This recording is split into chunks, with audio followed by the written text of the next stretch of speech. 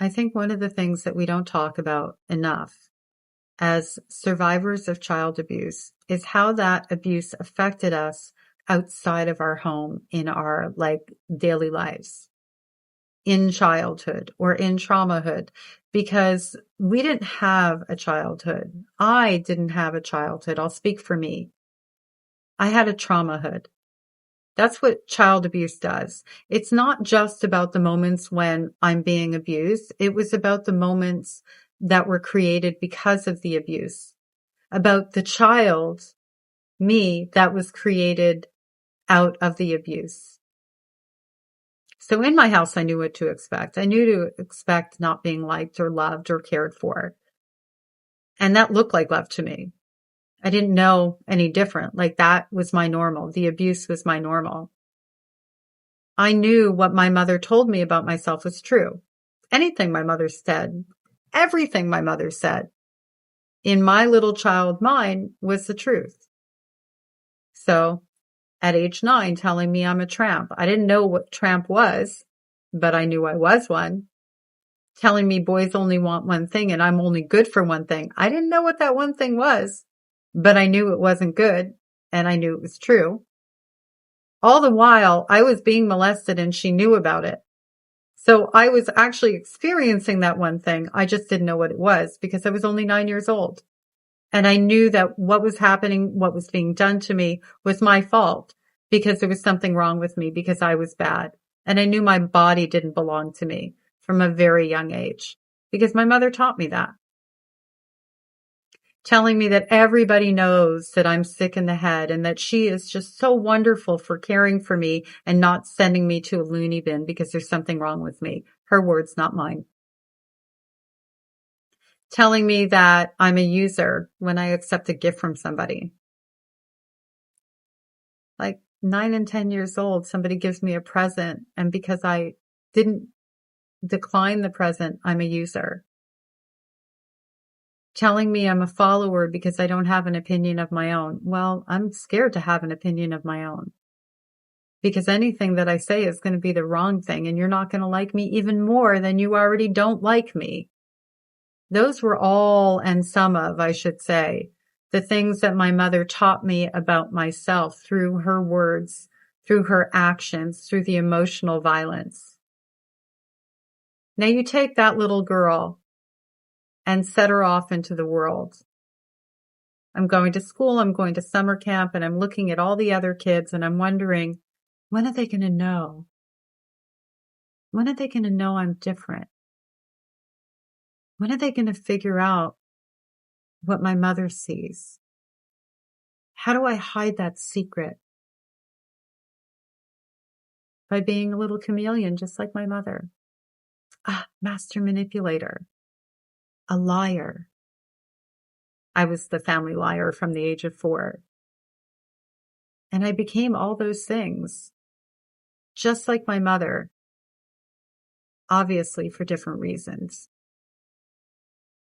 My mother is a sociopath and a narcissist, and they use those chameleon-like skills to nurture their likability, to get away with child abuse and scams, to marry money. My mother had several husbands. 3 died, by the way. As a child of abuse, I used those skills to get along, go along, to get along, to be the good little girl, to make sure that nobody discovered what a horrible, awful little girl I was. So awful, in fact, that my own mother didn't even like or love me. So when we talk about child abuse and we talk about recovering from that abuse as adults, those wounds run really deep. That inner dialogue is stuck in our little girl. I'll say little girl because I'm a girl, but whatever gender you are, in that little person deep inside of us, we carry that person. And people go, just get over it. Well, it's hard to get over something that's actually living in your body. And that was going on a daily basis, impacting every waking moment and even sleeping with the nightmares of our traumahoods that should have been childhoods. And then add to that the loss of simplicity, like milestones of just being lighthearted. How can you be a child who's lighthearted in school when you're navigating from a point of view and making sure that nobody realizes how different you are? That's how I felt. And then at 13, I ended up living on the streets because I snapped and I ran away from the abuse. And this time when I ran away, I started at the age of 5. I made it stick. And now not only did I lose anything that would have resembled childhood, just going to school and summer camp and having friends and things like that, I lost high school. So I completely lost anything that could resemble being a kid. When kids were in high school, passing notes and flirting and laughing and, worrying about, I'm going to date myself here, whether or not they can get those Sassoon jeans, going to dances, football games. Did I mention that one already? Whatever it was. I didn't have any of that. I don't know what going to high school looks like or feels like. I'm clueless other than through the eyes of my own children.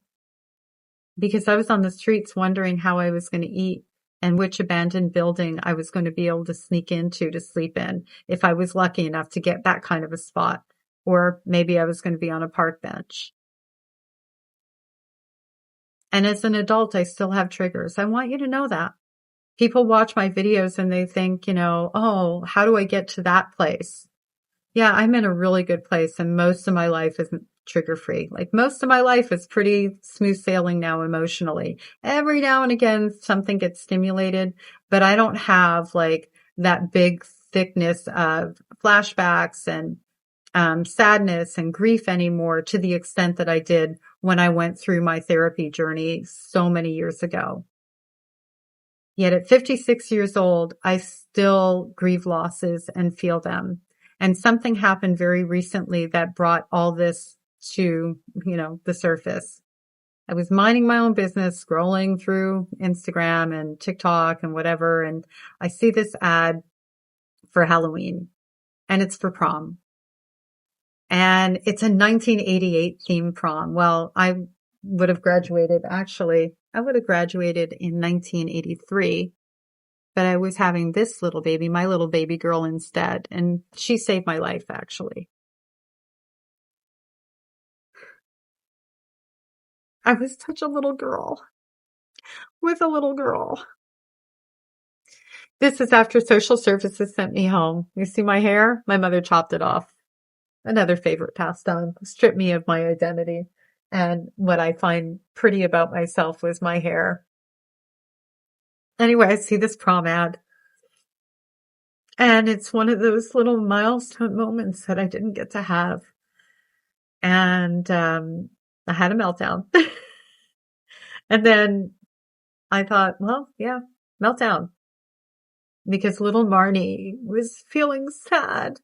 Or big Marnie was even feeling sad for little Marnie who didn't get to do just one of those random, normal things that kids get to do in high school. Because I ran away from home and didn't get to do any of high school. So what do you do when you're triggered? How do you take care of yourself? Well, in this case, I'll tell you what I'm doing. I'm going to prom. And no, it's not going to be the same. Well, I don't have the reference or frame of reference for what the same would be, but I'm going to prom. And I'm very excited about it. Maybe I'll even buy myself a corsage.